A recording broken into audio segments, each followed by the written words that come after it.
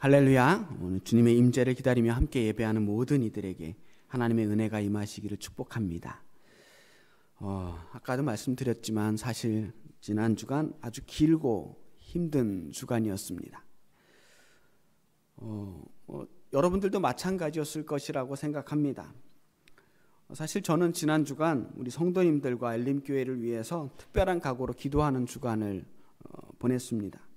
하나님께 은혜를 간절히 구하면서 간청하는 시간이었어요. 사실 성도님들을 위해서 기도하는 시간은 목사로서는 가장 행복한 시간이고 귀하고 의미 있는 시간입니다. 기도하면 기도할수록 성도님을 향한 사랑하는 마음과 감사하는 마음이 더욱 커져 갔습니다. 그 자체로 큰 은혜가 되는 시간이었어요. 그런데 정말 상상하지도 못했던 일이 일어났습니다. 12월 3일 밤 아무것도 일어나지 않을 것 같았던 그 평화로운 한밤중에 계엄령이라는 게 일어났어요. 전쟁도 없었고 그 어떤 총성도 없었지만 그야말로 놀랍고 두려운 시간이었습니다. 결과적으로는 아무 일도 일어났지 않았지만 또 어떤 일도 일어날 수 있었던 밤이었습니다. 어젯밤까지도 계속 거의 하루 종일 뉴스를 한쪽에 틀어놓고 마음을 졸이며 시간을 보냈습니다. 또 지금 이 순간도 이 나라가 앞으로 어떻게 돌아갈지 알 수 없는 상황입니다. 한치 앞을 내다볼 수 없지만 분명한 것은 정말로 우리 모두 아주 심각한 혼란과 갈등을 겪게 될 수밖에 없다는 것입니다. 이번 계엄령을 두고 분명히 찬성을 하는 쪽과 반대하는 쪽으로 더욱더 격렬한 대립을 하게 될 거예요. 처단이라는 단어가 나왔고 총을 든 군대가 등장했습니다. 이제 어느 편이든 목숨을 걸고 싸워야 할 수 있는 그러한 상황이 올 수도 있다는 것을 절감하게 되었습니다. 어젯밤의 투표는 무산이 되었지만 앞으로 그 누구도 어느 편도 절대 양보할 수 없는 싸움을 하게 될 것입니다. 그래서 정말로 두렵고 떨리는 마음입니다. 저는 오늘 말씀을 준비하면서 하나님께 기도했습니다. 주여, 저는 이 상황에서 어떤 말씀을 선포해야 할 수 있습니까? 과연 어떤 말씀을 선포해야 합니까? 저는 설교가 정치적인 선동이나 어떠한 선언이 되지 않기를 바랍니다. 특정한 정당을 선전하고 또 한쪽을 편들어서도 안 된다고 생각합니다. 하지만 그렇다고 해도 시대를 외면하거나 이곳에서만, 이 교회 안에서만 누리는 평화나 하나님 나라에서만 누릴 수 있는 그러한 거룩함에 대해서만 이야기해서도 안 된다고 생각합니다. 우리는 모두 구원과 하나님 나라에 대한 소망을 가지고 살고 있지만 또한 여전히 이 땅을 딛고 이 땅의 사람들과 함께 더불어 살아가야 하는 사람들이기 때문입니다. 과연 그리스도인으로서 이 혼란스러운 상황에서 우리는 무엇을 해야 하고 어떻게 살아야 할지, 이 신앙의 문제 앞에 우리는 놓여 있습니다. 우리는 계속 하나님께 질문할 수밖에 없어요. 하나님 지금 우리는 무엇을 해야 합니까? 저는 그러한 마음으로 오늘 이 단위에 섰습니다. 오늘 대림절 두 번째 주일이에요. 주님의 오심을 기다리는 절기입니다. 주님을 기다리는 일은 굉장히 설레는 일이지만 너무나도 힘겹고 절박한 마음이기도 합니다. 주님께서 분명히 오신다고는 했는데 이제나 오시나 저제나 오시나, 그 기다림이 때로는 우리를 지치게 만들기도 합니다. 우리는 오늘 태어날 때부터 예수님을 기다리기 위해서 태어난 사람, 그 사람을 만나게 됩니다. 세례 요한이에요. 세례 요한은 예수님보다 6개월 먼저 태어났습니다. 아버지는 사가랴라 하는 제사장이었고요.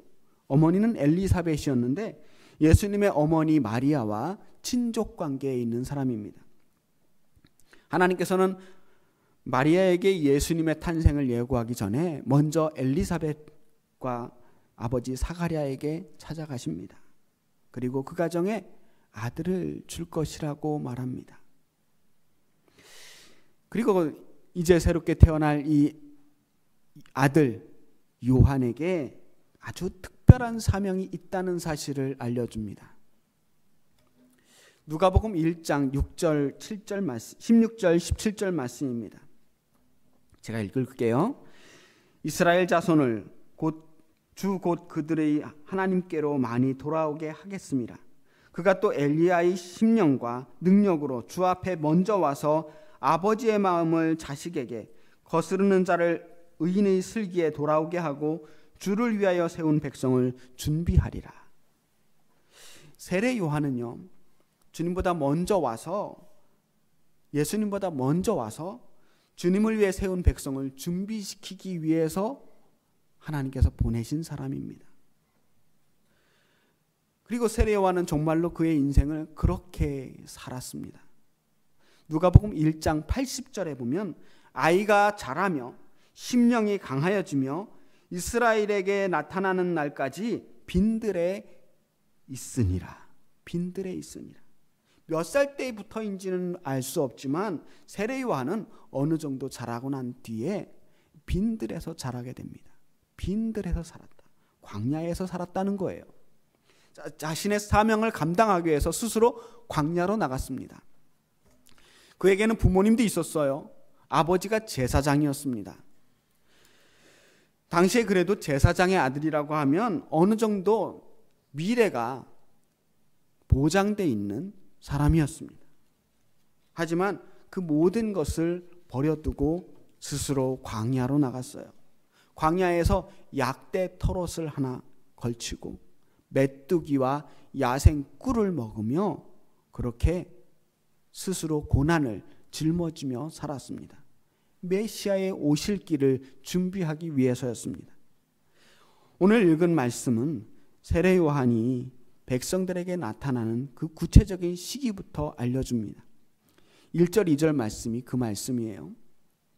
디베리오 황제가 통치한 지 15해 본디오 빌라도가 유대의 총독으로, 헤롯이 갈릴리의 분봉왕으로, 그 동생 빌립이 이두레와 드라고니 지방의 분봉왕으로, 루사니아가 아빌레네의 분봉왕으로, 안나스와 가야바가 대제사장으로 있을 때에 하나님의 말씀이 빈들에서 사가랴의 아들 요한에게 임한지라.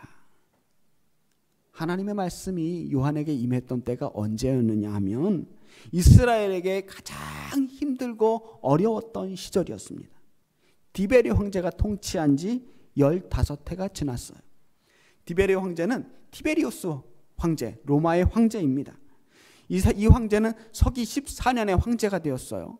그래서 15년이 지났으니까 이제 서기 29년입니다. 29년부터 세례 요한이 활동하기 시작했습니다. 이 시대가 어떠한 시대적인 배경이냐 하면 로마가 이스라엘을 다스리던 때예요. 이스라엘이 로마의 식민지로 있는데 그때는 빌라도 총독을 직접 보내서 유대 지역, 이스라엘의 가장 중심지인 예루살렘 지역을 다스리고 있었습니다. 그리고 변두리 지역은 우리가 잘 알고 있는 그 헤롯 대왕의 자녀들, 그 아들들에 나눠서 분봉왕으로 세웠습니다. 그러니까 진짜 왕은 아니고 조그맣게 왕 한 자리씩 떼어준 거예요. 한 나라에 총독이 1명, 왕이 3명입니다. 그들 중에 그 누구도 좋은 왕은 없었어요.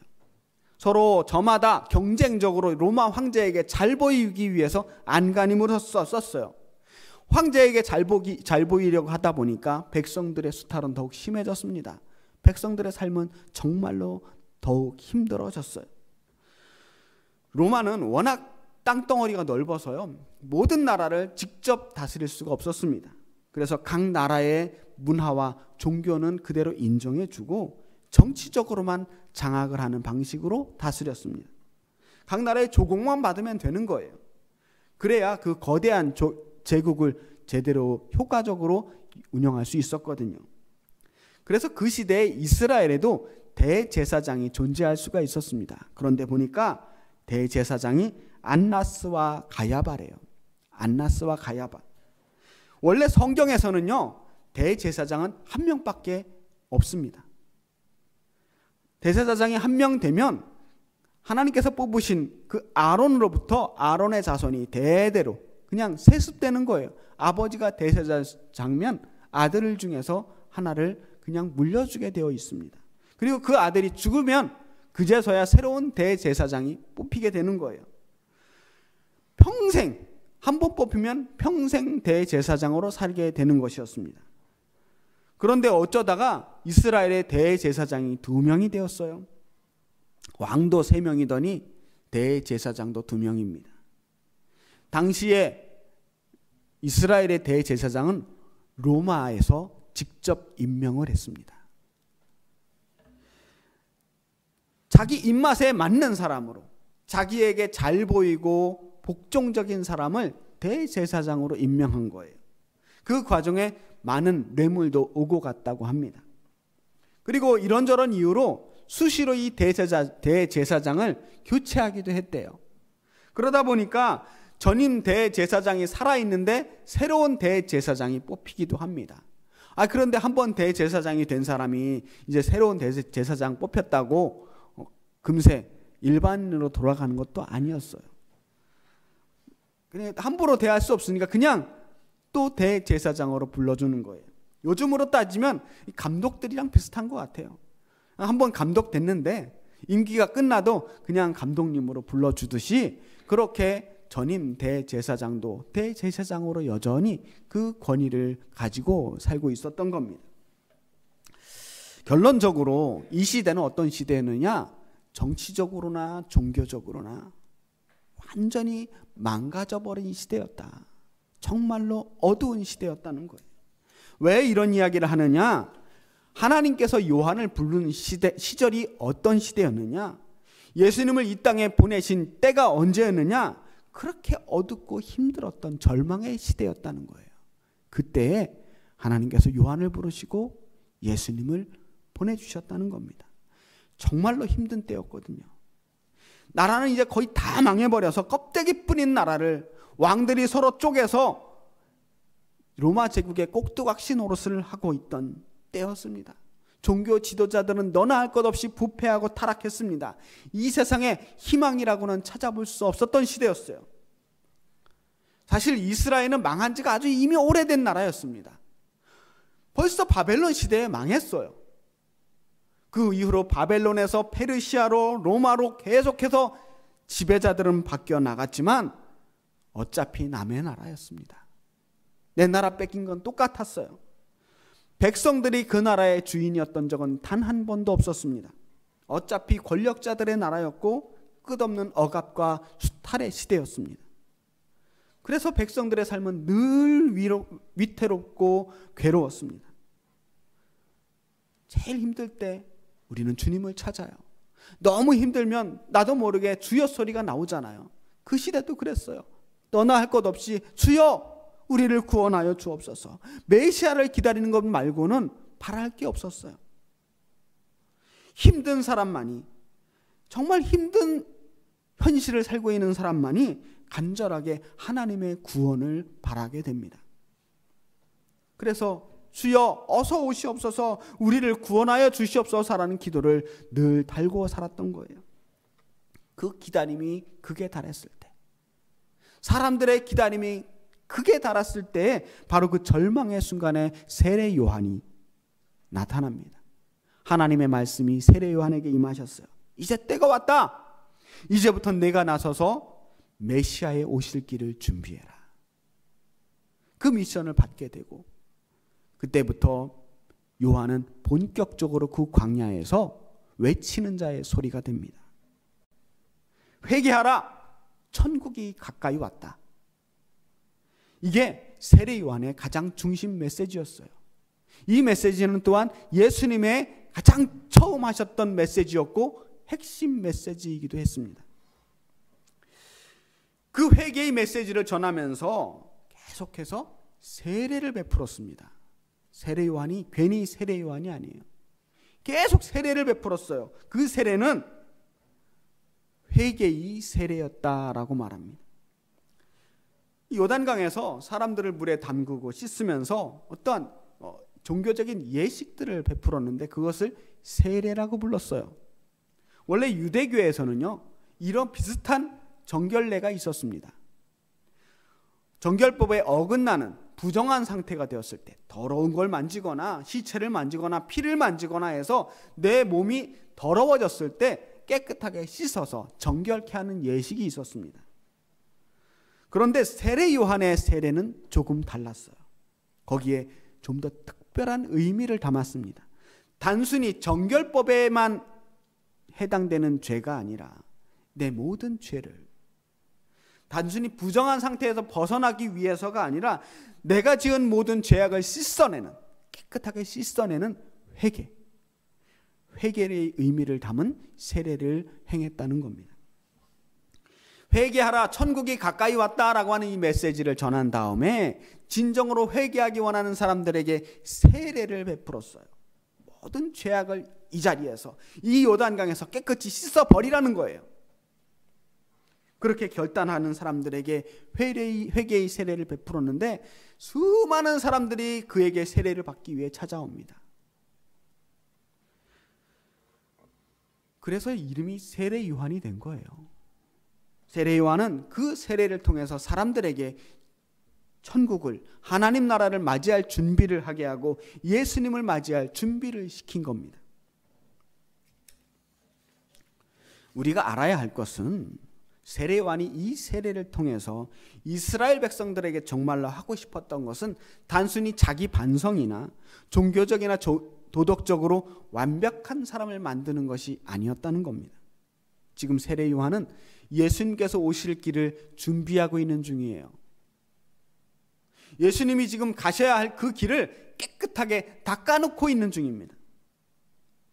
광야에서 세례를 베풀면서 새로운 시대를 열어가고 있는 중입니다. 예수님 오시기 전에 우리가 무엇을 준비해야 될까? 회개하라. 천국이 가까이 오고 있다. 하나님 나라가 가까이 오고 있다는 것은요, 하나님께서 직접 이 땅을 다스리겠다는 것입니다. 하나님이 다스리는 나라가 하나님의 나라가 돼요. 그런데 이 땅을 다스리기 위해서 하나님의 아들 예수님께서 오고 계십니다. 이 땅을 진짜 하나님의 나라로 만들기 위해 예수님, 왕 대신 예수님께서 이 땅에 오시는 거예요. 예수님께서 이 땅을 하나님의 뜻대로 통치하시겠다라고 하는 것입니다.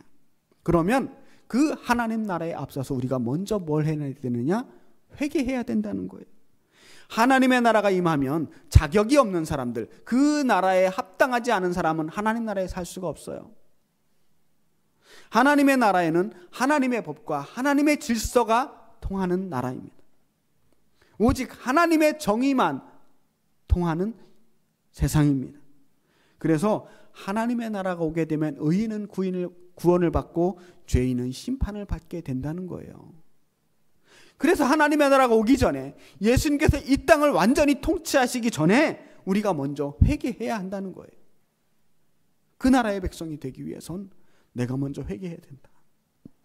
하나님 나라에 합당한 백성이 되기 위해 먼저 우리가 회개로 새 사람이 되어야 한다는 겁니다. 회개라고 하는 말은요, 돌이킨다라고 하는 말입니다. 돌이킨다. 잘못된 것을 바로잡는다는 거예요. 내가 길을 걸어가다가 이 길이 잘못되었다라는 것을 느꼈을 때 그 길을 계속 걸어가는 것이 아니라 이 길이 잘못됐네 하고 돌이켜서 바른 길로 고쳐 걷는 것을 회개라고 말하는 거예요. 5절, 6절 말씀에 이 회개의 의미를 이렇게 표현하고 있습니다.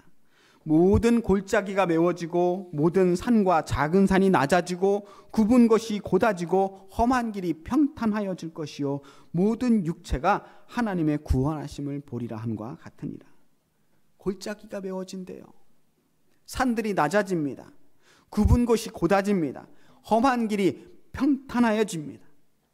세상이 평탄해진다라고 하는 것은 주님께서 오시는 그 길에 아무런 장애물도 없게 된다는 거예요.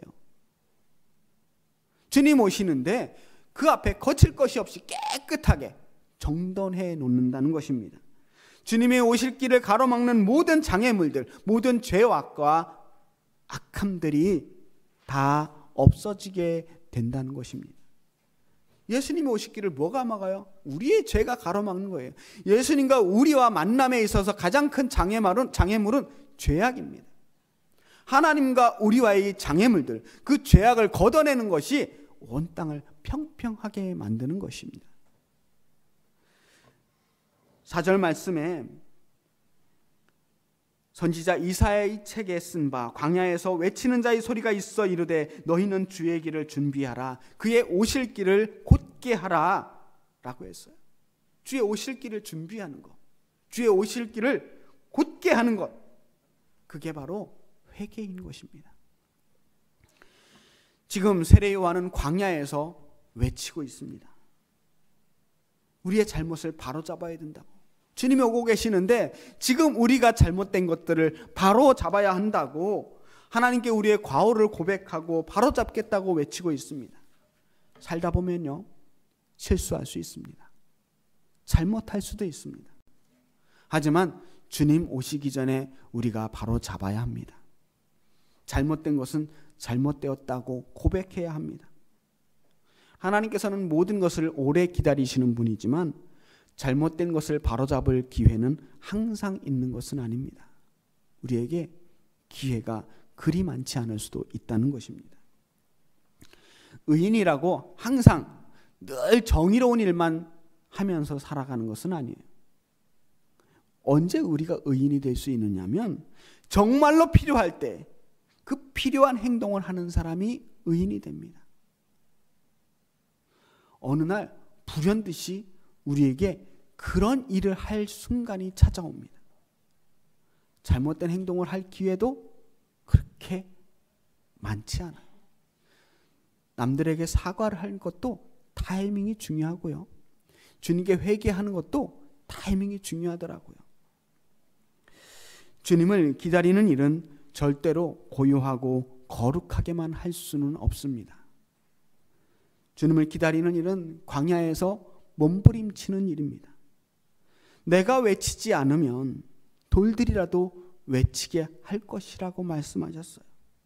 하나님께서는 분명히 그 일들을 하시겠지만 우리가 할 수 있는 기회는 항상 있지 않아요.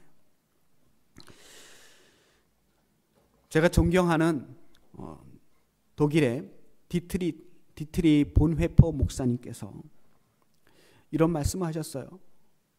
미친 사람이 버스를 운전하며 사람들을 향해 돌진할 때 누군가는 그 사람을 그 운전대에서 끌어내려야만 하지 않겠는가. 그리고 본회퍼 목사님은 히틀러의 암살 작전을 계획하다가 독일군에게 붙잡혀서 감옥에서 결국은 돌아가셨습니다. 주님을 기다리는 일은 때로 그렇게 엄혹하고 힘든 시간일 수도 있습니다. 오늘 지금 이 순간에도 주님께서 우리를 향해 오고 계십니다. 주님의 오시는 그 길 앞에 그 어떠한 죄악도 그냥 버려둬서는 안 됩니다. 하나님 나라가 지금 가까이 오고 있는데 하나님의 정의, 하나님의 뜻에 그릇된 것들을 우리가 평탄케 해야 하지 않겠습니까? 주님의 오시는 길에 부정과 부패, 폭력과 혐오, 모든 미움과 다툼들을 그대로 버려둘 수 있겠습니까? 지금 온 세상에 죄악이 가득합니다. 온 세상에 험한 것들이 가득합니다. 이래가지고 주님께서 오실 수 있겠습니까?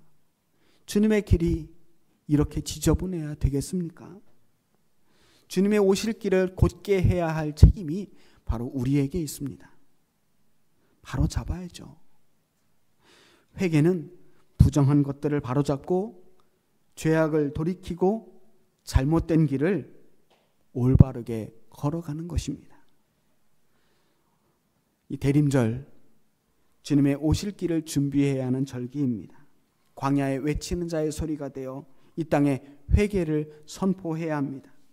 주여, 이 땅을 긍휼히 여겨 주시옵소서. 우리를 구원하여 주시옵소서. 우리에게 주님의 평화와 주님의 정의를 내려 주시옵소서. 마라나타 주여 어서 오시옵소서. 우리 간절한 마음으로 이 땅의 정의와 하나님의 평화를 위해 기도합시다. 그리고 하나님 앞에 회개하며 주님의 은혜와 긍휼을 구합시다. 그리고 주님께서 오실 길을 온 힘을 다해 준비하는 우리 엘림교회 성도 여러분 되시기를 주님의 이름으로 축원합니다. 기도하겠습니다. 살아계신 아버지 하나님, 주님께서 오시고 계시는데 우리가 준비가 되지 못했습니다. 주님의 길을 준비해야 하는데 이 땅에 죄악이 너무 많습니다. 주여, 우리가 회개하며 하나님 나라에 합당한 나라, 하나님 나라에 합당한 백성이 되게 하여 주시옵시고, 우리가 주님의 오실 길을 예배하는 주님의 일꾼들이 되게 하여 주시옵소서. 예수 그리스도의 이름으로 기도합니다. 아멘.